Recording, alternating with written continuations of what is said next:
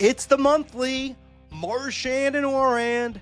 John Ourand in the house. John, let's start off right away. NFL season has begun. What is the story you're most intrigued about this season, either on the air or business-wise? Yeah, that's such a good question because in so many respects, it's just a regular old NFL season. The same season they did last year or 3 years ago or 5 years ago or 10 years ago. Their media rights deals, they're not up for a while.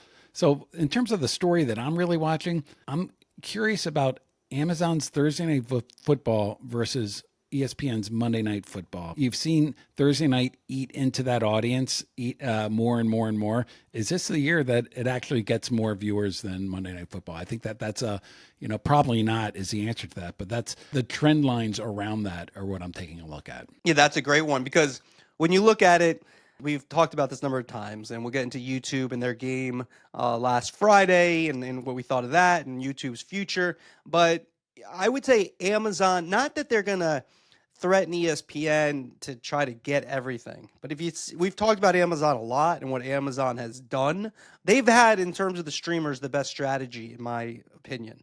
Thursday Night Football, now NBA begins, local Yankees, around the world soccer, in Canada, NHL. These are obvious winners. Like, they're at the top of now they're not getting the Super Bowl, and they are getting a conference final every other year for the NBA, and they have some championships in some of these other sports. But let's just talk US-wise. So I do think that's a very good one. Their schedule, I do think ESPN was a little disappointed in their schedule this year for Monday night, and Amazon got a very good schedule, at least on digital paper. So that is a good one. That's a very good answer by you, which I'm not surprised about because you got to read John's private email. Broke the Pentagon Papers the other day that Kornheiser and Wilbon are coming back. That was a huge story. No, it was good, very well written, but you should get John's private email. It's every Monday and Thursday, and then he has one on Tuesday as well where Julia Alexander does all the work and he takes credit. And then he has his podcast Wednesday and Sunday. So the private emails. By the way, you said that Amazon has the best strategy of the streamers, and I don't necessarily disagree with it, but I would phrase that differently. I said they have the most defined strategy of the streamers. Like they're coming in and they're getting traditional TV rights deals, for the NBA, for Thursday Night Football, and they're sort of moving forward in that way, as opposed to Netflix is. It just feels like Netflix is testing the waters. We'll try the Women's World Cup here. We'll try to eventize a couple of NFL games. I don't know that Netflix, and certainly not YouTube, and certainly not Apple, has a sports strategy that we could very easily label yet. And I think Amazon does. Well, I'd say Amazon's kind of, I'm not saying copying, but it's very much like a traditional broadcast network, like a Fox. Let's get deeper into that. We're presented by WSC Sports. You want to make your life easier. Most of you guys use this. If your league, your team, your network, big or small, you got to use WSC. Digital Asset Management. You got a highlight from a couple weeks ago. You need it right away. They've been doing it for a decade. It's right there. Digital Asset Management. Go to WSC-sports.com. Speaking of Amazon, Jay Marine, September 24th, is my guest on Off the Record with Andrew Marchand, presented by WSC Sports. You can sign up there in the show notes, the email, and please join us. Limited space, so not everyone necessarily gets in, but please sign up, and hopefully we'll do our best to accommodate you. So, Andrew, I feel like I have to bring it today.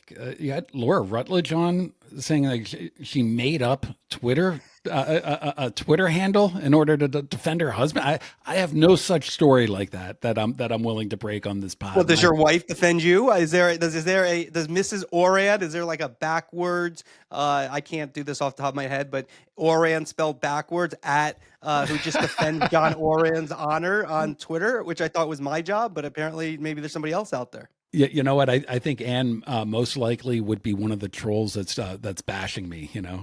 Do the dishes. Save for me. Bring home some milk. Save for me. That's a good point. Yeah, that's a fair point. All right, let's get back into it. Anne can bash. She can review this. Here's the thing about Amazon is that, and this is where some people in TV it's not their core business. And you've made this point a number of times. It's a very good point that if Amazon got out of sports tomorrow, their stock price might go up. So what is the strategy? I think the strategy is to be all things prime. Most of these executives also love being associated with these sporting events and being able able to, get the best seats, be important with them. When you look at bundles and global bundles, what works is just making people stop thinking about that they have the bundle. I think, and Amazon's probably done that in the modern age, maybe Apple as well, better than anybody. You don't really think that you're paying Amazon. I always say this. It's not free. It's not free shipping. You give them $160 or whatever it is now at the beginning of the year, and then you forget about it, and then you kind of act as if you get free shipping. But you bundle all these things together, and there's a lot of benefits. The more benefits, the better. Obviously, it has to add up for them. But they ultimately, I believe, and I'll ask Jay at the event, they sell advertising on Thursday night and all that other stuff. But ultimately, they want you to just keep buying stuff off of Amazon because that's really where they're making their money, just taking a percentage of everything everybody buys. Yeah. And if they can get people within Amazon Prime for 3 hours on a Thursday night, how many of those people are sticking around and ordering things off of Amazon? I'm fascinated by Amazon's channels strategy, which really does appear to be sort of taking off. Jimmy Pitaro, when he launched the ESPN direct-to-consumer app, has always talked about it as being the hub. He wants people that are interested in sports, they're going to just open the app and then they can go to whatever game they want, even if it's on Fox or NBC. And that's essentially what Amazon is doing with the channels. And they're trying to be that hub. And the more time and the more people they can get within Amazon, the more that they can fund that core business. It is, at the end of the day, a retail shop, right? Yes. And so, we can get into that. To listen to the rest of the podcast, go to andrewmarchand.com, just upgrade. You get all our archives, the Laura Rutledge that John referenced from last week. Really have some fun guests